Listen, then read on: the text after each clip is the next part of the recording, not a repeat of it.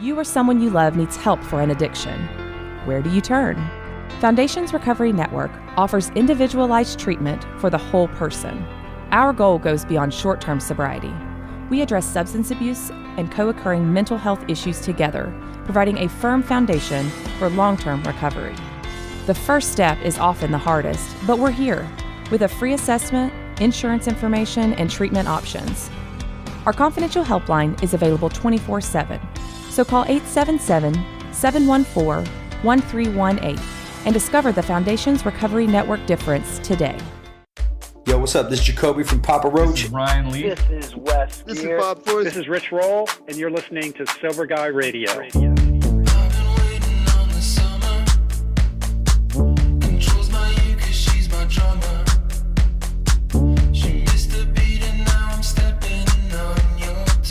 Yo, what's up? Thank you for tuning in today. Thanks to Humans for bringing us in. And thanks to you for supporting the show. Welcome to Sober Guy Radio. We're having a busy morning and a fun morning here at Innovations in Recovery Conference down in San Diego, California. Having a damn good time chatting with some good people. Be sure to check us out at thatsoberguy.com. You can get past episodes there, resources. You can contact us, and you can also help support the show. Now, if you have questions about whether you or a loved one might need some help, you can contact Foundations Recovery Network at 877-714-1318. Foundations has nationwide residential and outpatient facilities, and they can provide a confidential assessment and review the best treatment options for you or your loved one. Let me give you that number one more time. It's 877-714-1318. So I'm excited to bring to you for the second time on the show, and let me check the episode number. If you go back to episode 141, you can hear the first time TJ Woodward joined the show. And TJ is a revolutionary recovery specialist, best-selling author, inspirational speaker, and awakening coach. And he's helped countless people through simple yet powerful teachings. And he's also the creator of Conscious Recovery. And he's also in my neck of the woods up in the Bay Area, Northern California area. TJ, I wasn't sure if you were going to be here this time, so when you came over to the booth yesterday, I was super pumped to see you, man. So how are you? And thanks for coming on the show. Oh, I'm great, and thank you. It was great seeing you yesterday, too, and so grateful here we are doing this again. I know, man. So much fun the first time with you. Yeah, so what's been up, man? What's been up lately since the last time we chatted? Well, it's actually been a really big year since the last time we talked. My book, Conscious Recovery, was published. The workbook, Conscious Recovery, also was published just a few weeks ago, and I've really launched Conscious Recovery as a much bigger modality for helping people break the cycle of addiction. So I'm just incredibly grateful for what's happened in the past year. Nice. So yeah, you hooked me up with the book, Conscious Recovery. I'm checking it out right now. I'm really anxious to dive into it, and the workbook too. And man, dude, like I was saying before we started recording, this is a ton of work. Like there's a lot of heart, there's a lot of passion, purpose, all those cool words that we like to use, but that are really true, to put something together like this and to help people. So what was that process like? Well, I appreciate that you're bringing that into the conversation, because when I am living on purpose, in other words, when I remind myself very clearly what it is I'm here to do, who I've come here to be, and I'm living in that purpose, I find that I have boundless energy. So I have not found anything in this process to be exhausting or tiring. It is a lot of work, but I always remind myself energetically to hold that vibration of like the people that are going to be helped, and how important it was for me in my early recovery, the people that were there for me, that were supporting me, and how much that transformed my life. And so it's really just reminding myself of who I've come here to be, and that energy carries me through. Yeah, it's funny how when you're doing something that you really enjoy, it doesn't feel like work, right? And that's that old saying. I'm gonna totally slaughter it right now, but it's something like, if you enjoy what you do, you'll never work a day in your life, or something like that. Something your grandpa would have told you, or something. That's right, and it's true. Grandpa was right, I because think he was. I used to be in a job that depleted me, and now that I've been, for over a decade now, I've been working in the addiction treatment field. I've been working in doing spiritual care, and I am so energized. Actually, people in my life say, I don't know how you have that much energy, and I actually know. I love what I do, and not only that, but there's a deeper purpose in it, and that is what really propels me forward. What did you do before, if you don't mind me asking? Oh, of course. I retail for many years. Then I owned a furniture store. I was a furniture designer. So it was very, very different world. And 2004, 2005, I started listening to that little voice saying there's something different, doing spiritual work, helping people break the cycle of their addiction.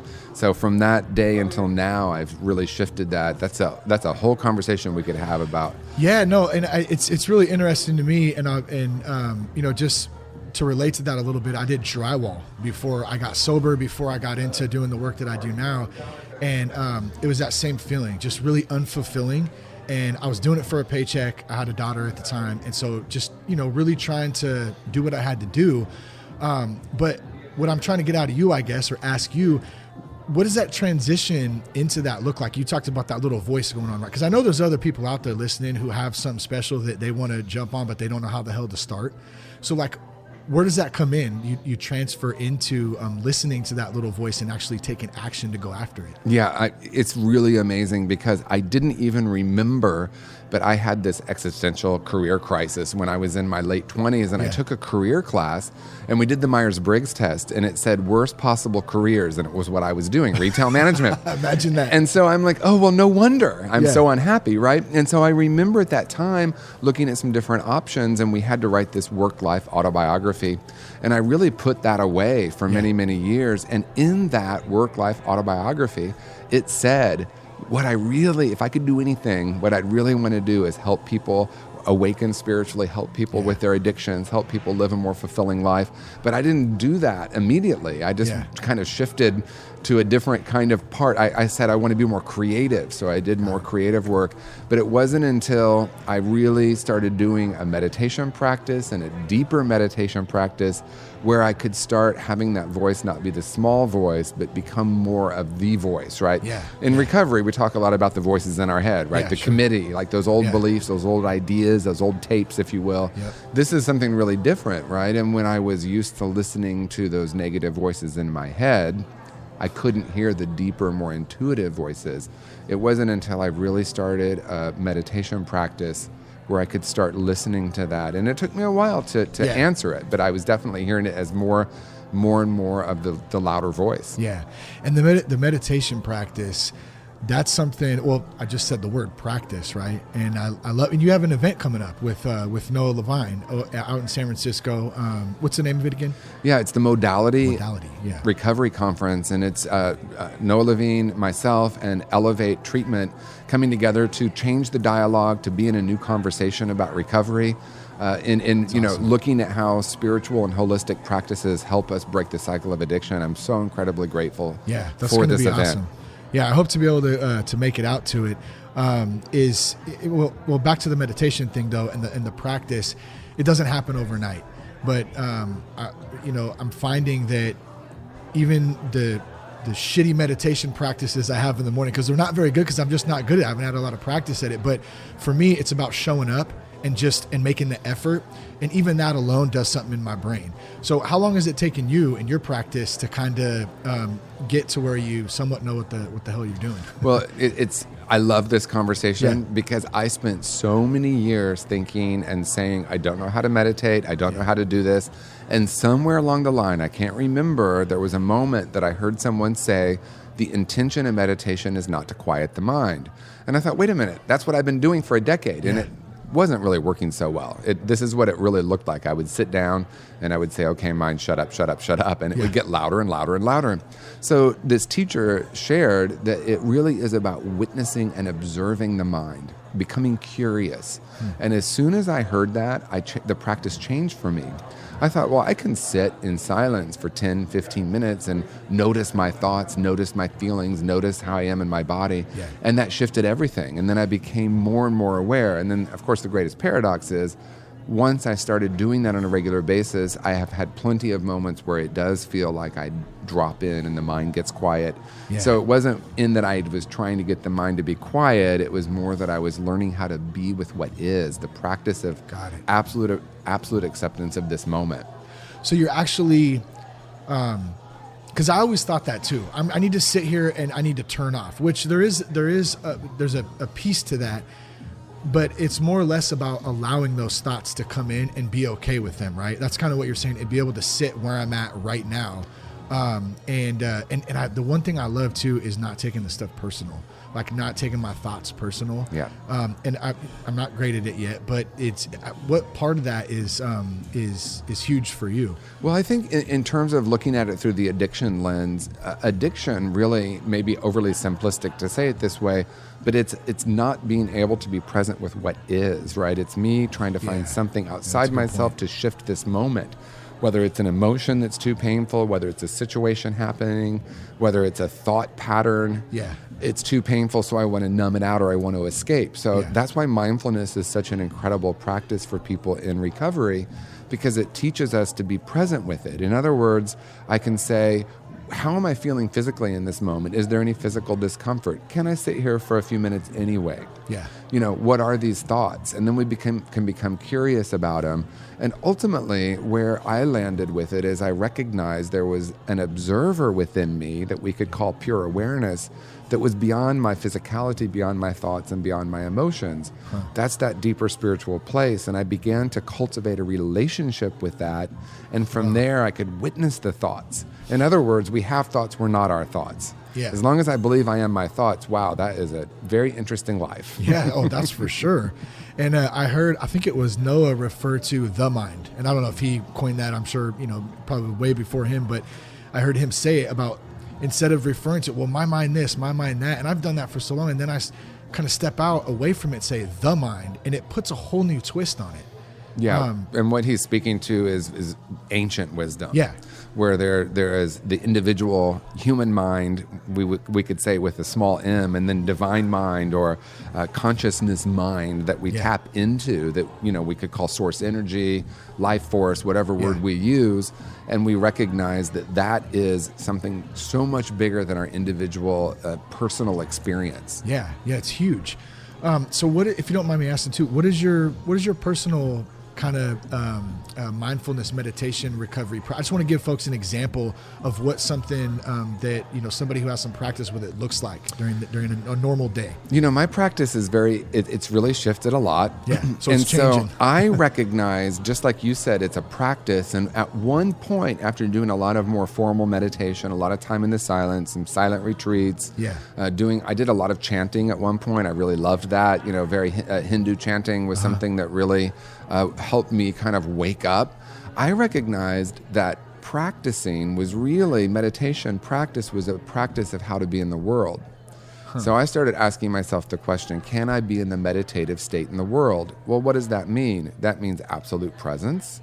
Yeah, in the moment. In the moment, listening and feeling those more subtle energies. It's the way we connect with one another. You and I have this heart connection right now as we're speaking. Only 10% of communication is verbal. The rest is nonverbal, and most of it is really energetic. So my mindfulness practice now, or at least my intention, is to be in mindfulness every moment of my day. Yeah. In the moment. Yeah. And what happens is I'll notice myself slip away from that and pull myself back. So that's really more my practice now. Of course, I do have also a few minutes in the silence in the beginning of my day and the end of my day. But more than that now, it's more about being meditation in the world. So you mentioned chanting. What is I don't know if purpose is the right word, but what is like the psychology behind chanting? Like, what does that do for spirit, for mind? Is there anything behind that? Well, there's multiple ways to answer that. One is it gives the mind something to focus on, right? That's why mantras in the Eastern tradition, if we can repeat a phrase over and over and over again, it allows the mind to engage in that, and then we might be able to witness that and not believe that we are our thoughts. Yeah. I also think there's something really powerful being in a room with people with shared intention.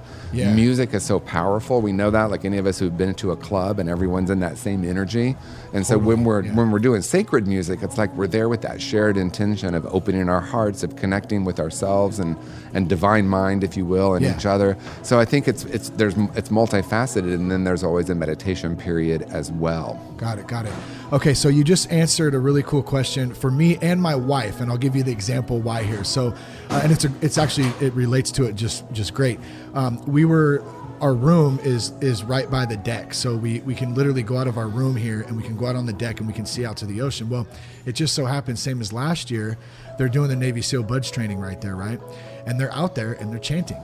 And my wife looks at me and she goes, why do you think they chant? And I said, I'm not really sure. Probably morale, something along those lines. But you really just answered that in the fact of it's building up. You're coming together as a people and you're helping to stay focused on something through a really, really treacherous, difficult time. I mean, these guys are holding rafts above their head and just bouncing out in the water and coming back in. It was crazy stuff, but really, really interesting. Yeah. Yeah. I'm just also sitting with what I recognize in chanting when we're in a room full of people with that shared intention is we get to experience our oneness more. We really see ourselves as a separate self, or we get taught that we're a separate self. Yeah. And yet we also know on some level that we're all one. We're all not only connected, but there's oneness. And the more meditation we do, the more we get to feel that, not as an idea or a concept, but an experience. And then that, to me, is like, that's if we're going to look at it as a prize, of course, that's an addictive thought, right? Yeah. There's some gold medal at the end of this. Yeah. But the benefit, if you will, for me is, because, we often say, what are the benefits of mindfulness? Peace of mind, calm, less anxiety. Sure. There's something much deeper for me, and that is remembering the deepest truth of who I am. And that deeper truth is a recognition of the oneness that we are. And, people ask, is it possible to walk around that way all the time? I think it is. Really? Yeah. It is. And some of us also forget and bring ourselves back. Yeah. Okay, so I want to ask you one more question regarding mindfulness or meditation, then we're going to jump into conscious recovery because I'm stoked to talk about that. For someone out there who is new to meditation or they've heard of it, they don't know how to really start, like what's some advice you could give them, a good takeaway to where they could literally, finish this episode and go meditate or at least attempt it? I'm actually going to offer 3 things. Okay, perfect. One is I want to invite anyone who's listening right now that believes they cannot do meditation to flip that to a question. So rather than saying, I don't know how to meditate, or I can't sit still, or I don't know how to quiet my mind, you might say, what would it take for me to try this? Who might I connect with that might help me? What book might I read that would help open me up to this? So that's the first thing. The second thing is there's multiple different types of meditation. Yoga is a powerful meditation practice. It engages the body, mind, and spirit. There are movement meditations. There's walking meditations, so there are different ways to meditate. So if someone's really new to it and they're listening, it doesn't have to mean you sit for 20 minutes in silence. Yeah. The third thing is I think meditation in a group setting is the most powerful way to learn. Yeah. It helped me so much in the beginning. I tried to do it on my own. I remember, like I said, I was sitting down in my living room, be quiet, be quiet, be quiet. Yeah. It was torture. And I started going around other people that were meditating. And it helped because when I was in that shared energy, it helped me to be able to practice more and more. So those are the 3 things I'd offer. That's funny that you brought that up because I went to a refuge meeting for the first time with my homie Dave up in Sacramento. And that was how we started, was 20 minutes completely silent with the group. And I had never done that before. And I found myself peeking, at times and going, okay, wait, stop. I got to kind of focus back. It was a great experience, but it's very, you got to practice at it. That's for sure. Absolutely. Start somewhere. And that's why I'm so grateful for Noah Levine and for Refuge Recovery, bringing in one of the voices of bringing in a new paradigm in recovery. And there's meetings all over the world now, and they always start with 20 minutes of silence. And some people might feel a little intimidated by that. And it's simply this. I would ask this question: what might happen if I go into a room and give it a try? Yeah, I like that question. Who knows? Check it out. So let's jump into conscious recovery, man. A fresh perspective on addiction. When did you start writing this? I would say I started writing it about 2 years ago. Okay, yeah, 'cause this is always a process with a book. Take us through some of the content. I mean, what's it about? Yeah, so conscious recovery really began with a question, and that question is, what if underneath all addictive behavior there is an essential self that is whole and perfect? What if spiritually we are whole and perfect underneath any behavior? I've been working in the addiction treatment field for a decade, and what I see is a lot of the modalities treat symptoms and behaviors. Conscious recovery is inviting us to look deeper into the root causes that drive addictive behavior. And in that way, it's really about returning to that place of wholeness. So it's not what do we need to learn, it's about what we need to unlearn. What questions can I ask to let go of all of those beliefs and ideas that keep me limited and stuck? Yeah, the unlearning of things that we've been, because as a kid, we just do what we're told, right? So we're really, like, I was programmed from a young age. And so I take a lot of that programming into my adult years, and man, it could be a recipe for disaster if we don't start, doing some work on that. So what about the workbook? So how does the workbook kind of accompany the book? The workbook came out, well, so to back up a little bit, Yeah. my first book, Conscious Being, came out 2015, and I partnered with my friend and colleague, Dr. Adriana Popescu, to create some, an addendum, at the end of each chapter, some interactive processes and exercises that would help someone take the spiritual principles and bring them to life. So when I wrote Conscious Recovery, I went back to her and said, would you be willing to do that for this next book? And of course, it was a yes. She's very passionate about this work as well. And then we created the workbook from that. And we expanded upon it because it's a journey that someone can go through that will really take them through all the principles and the practices of conscious recovery and into their own life. I'm working individually with a client right now, and we're going through the book, and it probably will take us, I'm going to say, about 6 to 9 months to get all the way through it.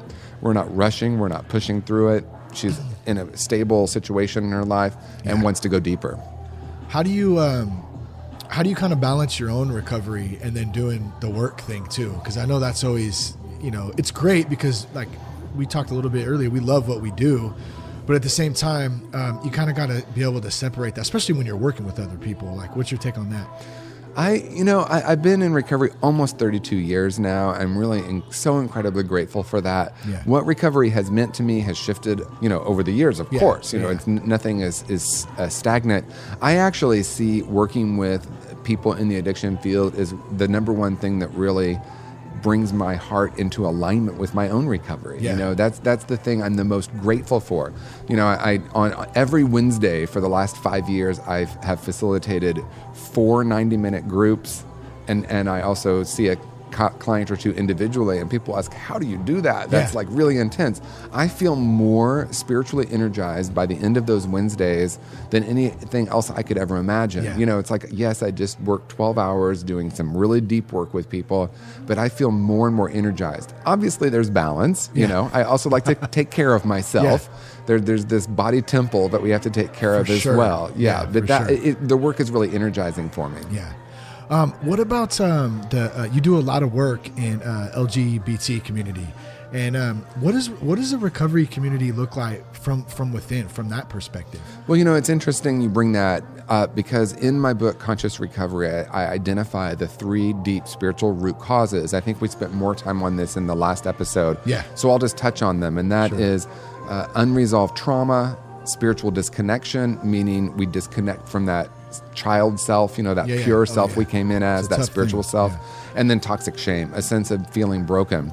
So with the LGBT community, anyone that I know that has grown up as an LGBTQ person in our culture, automatically that's a traumatic experience. There's automatically disconnection and toxic shame. You talked about the programming that you received, and we all receive that. Some of it is probably loving and uplifting. A lot of it is not so much so. And so we, really do need to unlearn. So with LGBTQ folks, if anyone's listening right now, I know what it's like to feel judged. I know what it's like to feel like there's something fundamentally wrong with you or being told that and the impact of that. So I think, like any other human being, it's important for us to do that work of unlearning. The workbook really focuses on asking questions that help us to dislodge all the, I call it the BS, the belief systems that we've been downloaded, and how do we unlearn all of that and begin to question that so we can return to that place of wholeness. And that is true for all of us, LGBTQ, anyone. And I think that's a great point. And just in general, nobody wants to feel like that, man. Like they don't belong, or they don't, like you said, there's something wrong with me. How do you kind of do you get over that by speaking out about, no matter what you are or who you are or where you're from, or it doesn't matter, but even just an addiction. Like I remember the day that I finally said, like, I have a problem, like I need some help. and I didn't do anything, but that weight was just, so the admission, I guess, of what it is. I mean, what's your take on that? Yeah, and what we're really talking about is shame, right? Shame thrives in silence and secrecy. Yeah. And when you look at LGBTQ folks, for example, there's a lot of shame there because a lot of people have internalized there's something wrong with me. Yeah. And when the way we work with shame is we bring it into the life in a safe way. In Conscious Recovery, the second part of the book is breaking the cycle of addiction. The first chapter, I talk about creating safety, internal and external safety, so that we can begin the unlearning process. Got it. So, identifying that those cultural downloads that we received is an important first step. Yeah. How we begin to disconnect. Now, addiction is looking for something outside of ourselves to try to fix that which feels broken internally. Yeah. So recovery is being able to do the work from the inside out. So it is important to speak to it. Even more important is to be able to acknowledge it to ourselves. What's next for you, man? You're a busy dude, so you have lots going on. What's next? I have some big visions. I've recently also, the thing I didn't tell you that's a really big deal, that since we did the last show, my spiritual community in Oakland is now part of the AGAPE International Spiritual Center with Reverend Michael Beckwith.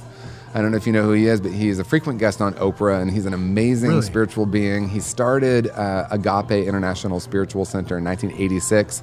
He's held a vision that he wants to have other centers around the country. He selected us as the first one. Oh, nice. So man. we Congrats. are very blessed. So that's Huge. happening. That's growing. In terms of conscious recovery, my intention is to have our curriculum and our workbook being in as many treatment programs as possible. Yeah. I want to be on the forefront of being one of the many voices that is changing the treatment paradigm. And what I mean by that is very simple. Rather than looking at what's broken here, we're going to look at what is whole and perfect here. Yeah. Not what do we need to learn, but what we need to unlearn. Yeah. So it's really, conscious recovery is a new modality. And that's why this conference coming up on the 20th with Noah Levine is the Modalities Recovery, or the Modality Recovery Conference, looking at more holistic ways to treat addiction, looking through this lens of wholeness rather than brokenness. That's going to be how'd you hook that up? Where'd that stem from, that event? Because that's really, really cool. You're going to be doing some speaking. Are you going to have sessions too, like any meditation sessions or anything like that? So this is the first of many. This is the first annual. So what this year is going to look like is it's going to be a great lunch, opportunity to connect with people in the field, and then we're going to, I'll speak for an hour, Noah will speak for an hour approximately, and then after that we'll have just opportunity to connect. And everyone that comes to the event is going to get a free copy of Conscious Recovery and a chance to have a conversation with us.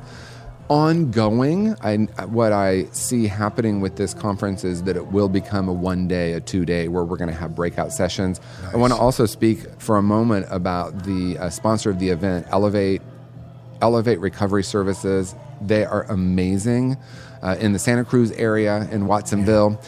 They are a mindfulness-based treatment program for many years, have been around, and they also know that mindfulness is such an important part of recovery. Yeah. So it's just this natural partnership of really shifting the conversation into how some of these holistic practices can help people break their cycle of addiction. Yeah, man, that's really, really cool. I love the